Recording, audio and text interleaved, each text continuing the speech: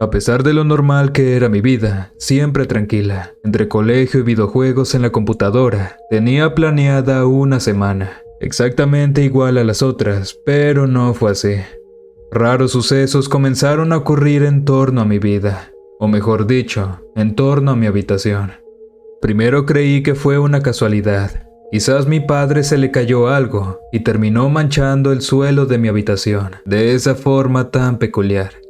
Aquel dibujo no me extrañaría tanto, de todos modos, de no haber sido por el detalle de que al otro día ya no estaba, o bueno, sí estaba, pero no donde debía estar.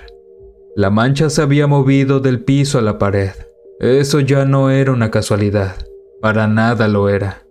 Los días siguientes las marcas aumentaron en número. Primero eran 3, luego 8, y luego ya no se podían contar.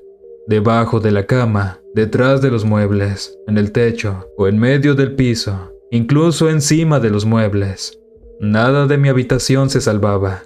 Sin embargo, yo no dije ni una palabra de esto a nadie. ¿Cómo iba a hacerlo? Mi madre entraba a mi habitación y parecía no verlos. Lo mismo con mi padre y mi hermana. Hoy es viernes. El viento sopla con más fuerza de lo normal, haciendo crujir los árboles cercanos a mi ventana. El silbido del viento aumenta la intranquilidad que llevo sufriendo desde hace ya varios días. 2, para ser preciso. El miércoles no fueron nuevos diamantes los que aparecieron misteriosamente en mi habitación, sino un pequeño oso de peluche tirado en el suelo. Lo vi pocos segundos, luego de sentarme en mi cama tras despertar con un sobresalto en medio de la noche. El reloj acababa de marcar las 2 a.m. y la luz de la luna apenas iluminaba mi cuarto. El miedo invadió mi cuerpo al notar aquel juguete, bastante maltratado, que para cualquiera sería inofensivo. Realmente un muñeco no puede hacer mucho daño. Sin embargo, es muy distinto si está cubierto de sangre y aparece en tu habitación mientras duermes. Y, sumado a esto, su rostro está apuntando directamente a ti, con la mirada puesta en tus ojos. Aún no sé qué fue lo que lo provocó, que sintiera que cualquier intento de moverme, de huir, sería mi sentencia de muerte. Pero eso fue lo que sentí, y por tanto actué en consecuencia, quedándome completamente inmóvil y cerrando fuertemente mis ojos. Estuve varios segundos así. Temí encontrar algo horrible al alzar los párpados. Sin embargo, al hacerlo fue bastante grato lo que presencié. Bueno, al menos hasta notar que eso era realmente peor. El oso ya no estaba ahí, y no tenía idea de dónde pudo haberse metido. Podía estar en cualquier parte. Por unos instantes me invadió la desesperación, pero esta dio paso al cansancio, causado por tantos días de estrés, y al rato estaba completamente dormido. Al despertar, revisé cada milímetro de mi cuarto, mas no había rastros del oso, salvo por un nuevo diamante negro pintado en el mismo lugar donde en la noche había aparecido aquel peluche. Aunque esta marca era, sin duda, mucho más grande que las otras. Culpa de tan exhaustiva búsqueda por mi cuarto, casi llego tarde al colegio, lugar en el que aproveché para contarle mi situación a unos amigos. Estos adjudicaron que se trataba de una simple alucinación, producto de estar semidormido. Estaba soñando despierto. Realmente yo deseaba que eso fuera así, y que solo fuera una simple pesadilla. Sin embargo, día a día, era más notorio que algo o alguien me seguía, me acechaba. Jamás comprendí, aunque me lo pregunté muchas veces, ¿por qué yo? Y deseaba saber cuándo acabaría esto. Ella, sí, ella, me torturaba día a día, haciéndome saber que sería la causa inevitable de mi muerte. No sé cuándo supe quién era ella. Bueno, nunca supe quién o qué era, pero al menos tenía una vaga idea acerca de ese ser que me seguía donde fuera. Ella te escoge, no importa quién seas, no importa qué hayas hecho y qué no. Quizás no tiene ningún criterio, o quizás sí, uno demasiado complejo para que lo comprenda un humano. Al menos yo lo desconozco, y por desgracia soy uno de los elegidos por ella. O mejor dicho, fueron mis ojos los escogidos, ya que es el objeto de búsqueda de este ser. Colecciona ojos. Era de noche. El frío empañaba los vidrios de las ventanas de mi cuarto.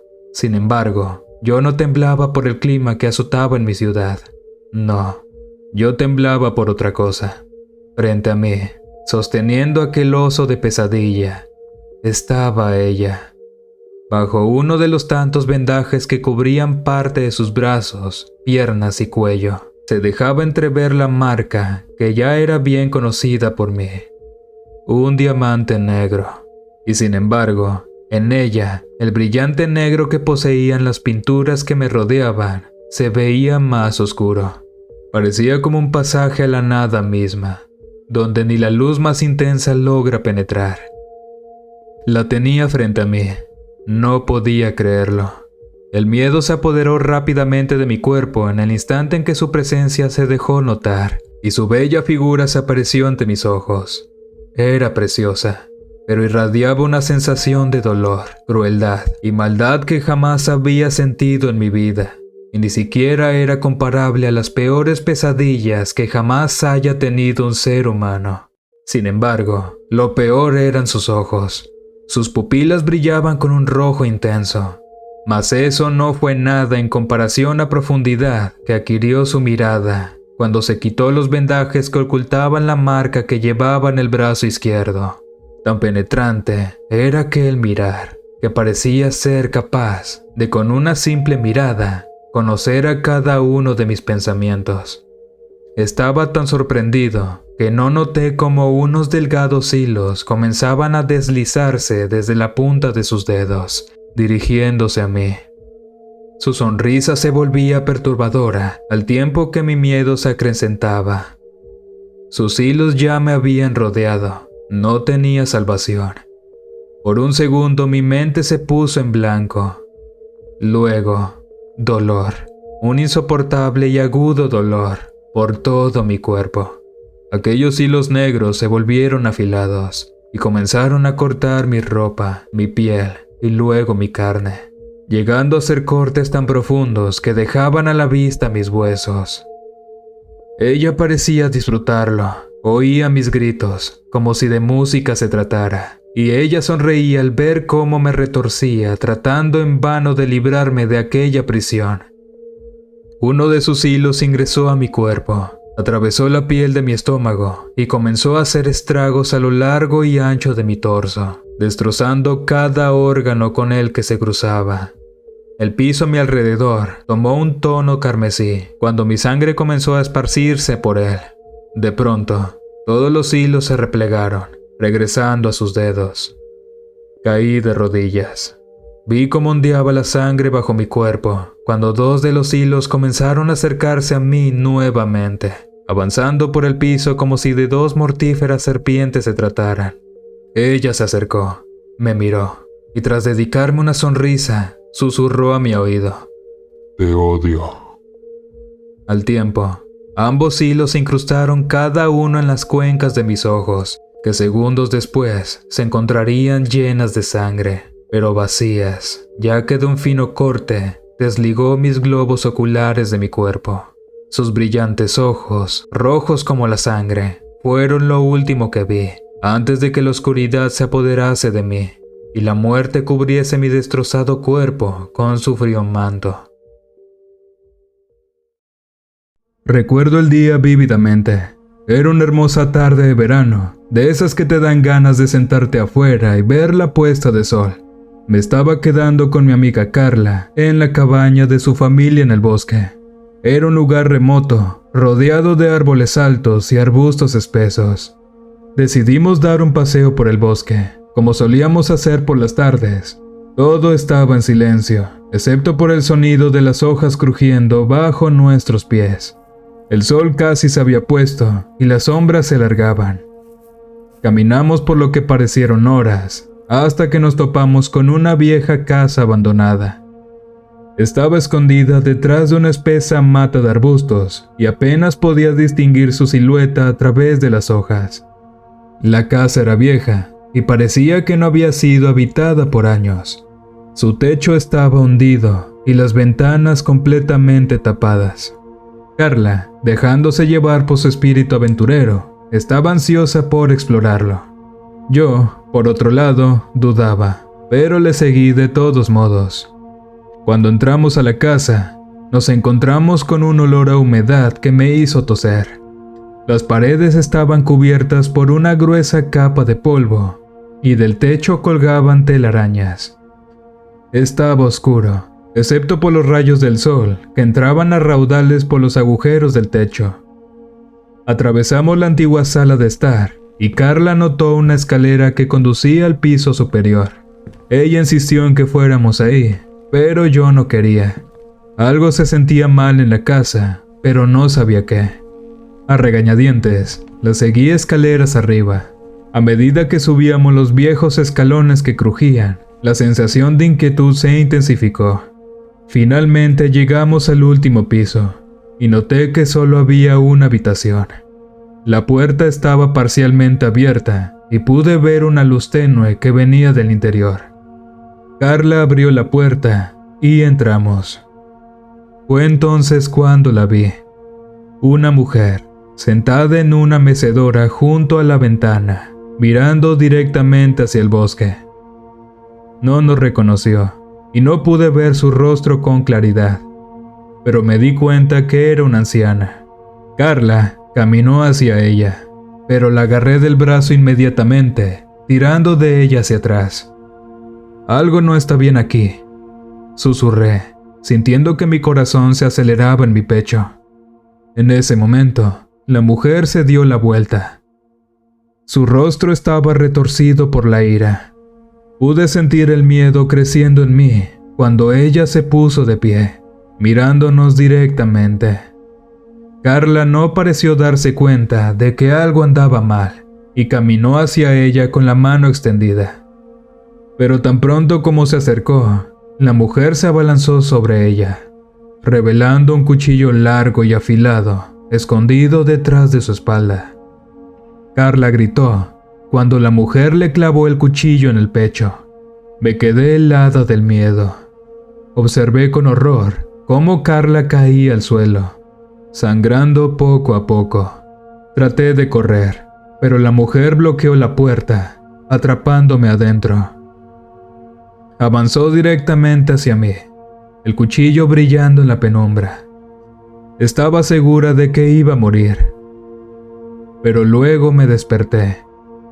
Todo fue solo una pesadilla, o al menos eso pensé. Miré a mi alrededor y vi la misma casa abandonada afuera de mi ventana. La misma mujer sentada en la mecedora junto a la ventana.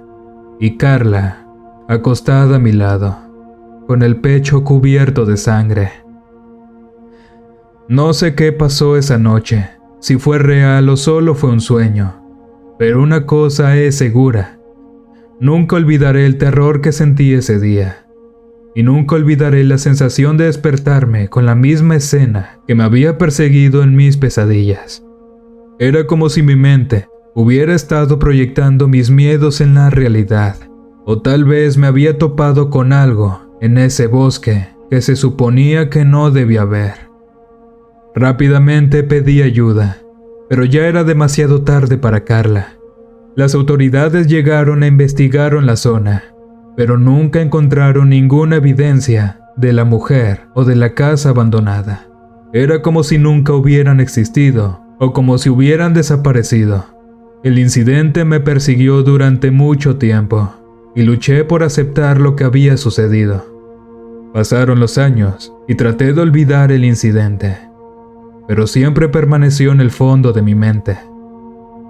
No fue hasta un día, cuando estaba hojeando fotos antiguas, que encontré una foto de Carla y yo frente a la casa abandonada. No podía creer lo que veía mientras miraba la imagen.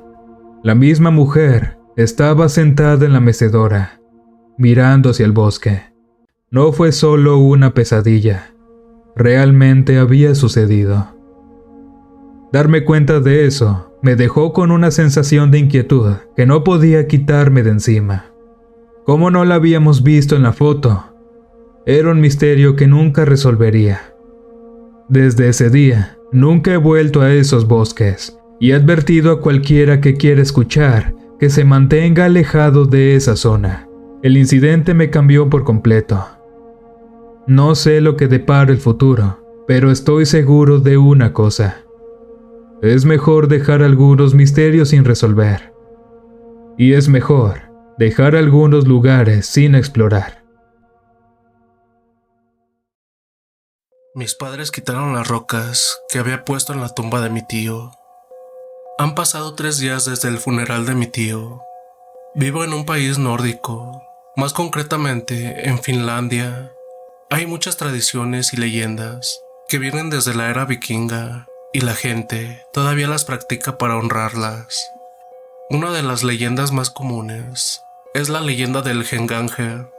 Se dice que es el espíritu que regresa en forma humana, por lo que no posee habilidades típicas de fantasmas, como atravesar paredes o algo así. Pertenece a las personas que se han suicidado, han sido asesinadas o son homicidas. Se sabe que apuntan a las personas que amaron en su vida, pero las matarán lanzándolas y dándoles algún tipo de enfermedad que lentamente se apodera de su cuerpo y resulta en la muerte de la persona. Como mencioné antes, mi tío está muerto, se suicidó. Mi familia es muy cristiana, por lo que no querían hacer ningún ritual nórdico para prevenir el fenómeno Heimdallr. Hay formas de hacerlo, como dar 3 vueltas alrededor de una iglesia con el ataúd, o poner piedras y palos en una formación específica sobre la tumba, o escribir en ella un conjuro.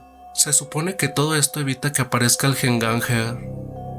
Decidí hacer la formación de roca en la tumba sin la aprobación de mi familia, pero es mejor prevenir que lamentar. Una vez, cuando visitamos la tumba, mis padres notaron las rocas, y como sabían que yo amaba la mitología, no tardaron en darse cuenta de lo que había hecho. Al final los quitaron diciendo: "No es lo que Dios quiere". Los días siguientes estaba muy asustado por lo que habían hecho, así que decidí actuar de manera diferente. Compré algunas cruces y se las di a mi familia. Las cruces son conocidas por mantener alejado al Heimdallr. El resto de mi familia los aceptó gustosamente, y finalmente me sentí aliviado hasta que había notado una persona nueva en nuestra casa. Era una persona sin hogar. No pasó mucho tiempo antes de que mis padres comenzaran a darle comida y dinero para ayudarlo a salir de la calle. Un día me di cuenta que mi mamá no traía puesta su cruz, y cuando le pregunté, me dijo que se la regaló al vagabundo que más la necesitaba. Le di la mía. Sospeché que ese hombre era el Heimdallr de mi tío, así que tuve que conseguir una nueva cruz. Había solo un problema. Se acercaba la noche y se dice que actúan de noche y son muy inteligentes. Todas las iglesias estaban cerradas y no había lugar donde pudiera conseguir otra cruz. Tenía 2 opciones: volver a colocar las rocas o escribir en el ataúd ese encantamiento, pero en caso de que no me equivocara, tenía que actuar. Rápidamente salí de la casa y comencé a correr hacia el cementerio. Las calles estaban vacías y congeladas por el frío. Toda esa noche estuvo haciendo mucho frío. Finalmente llegué ahí y justo al lado de la tumba estaba él. Me miró con una sonrisa en su rostro, que estaba formando enormes arrugas alrededor de sus mejillas. Comenzó a dirigirse hacia mí, mientras yo caminaba lentamente hacia atrás. Me pellizcó. Mi piel alrededor de la marca comenzó a volverse azul oscuro, extendiéndose lentamente alrededor de mi brazo. Mis piernas comenzaron a perder su fuerza y me caí. La tumba estaba a unos 10 metros de mí. Me miraba con vergüenza mientras yo me arrastraba hacia la tumba, agarrando cada roca que encontraba en mi camino. Dijo entonces: Me verás por ahora. Tengo algo para ti. Podía sentir mis ojos llorosos y estaba a punto de llorar. Me desperté en mi cama. La manta estaba llena de lodo que había en el cementerio. Lentamente fui a la habitación de mis padres, tomé sus collares y los tiré por la ventana. Me quedé mirando después de abrir la puerta para que entrara ese hombre. Mis padres murieron en minutos, Ahora es tu turno. dijo mientras volvía su rostro hacia mí. Desapareció cuando recuperé el control de mi cuerpo. Empecé a sentir un dolor enorme a causa de la enfermedad, y con las lágrimas en los ojos me dejé caer por la ventana. Con una pierna rota encontré las cruces y rápidamente me puse una. Noté que los infectados se ralentizaban. Cuando comencé a moverme hacia la tumba, el Genganger me estaba mirando. Ya no estaba sonriendo. Finalmente, después de llegar ahí, coloqué las piedras en la tierra y observé cómo el espíritu comenzaba a desvanecerse.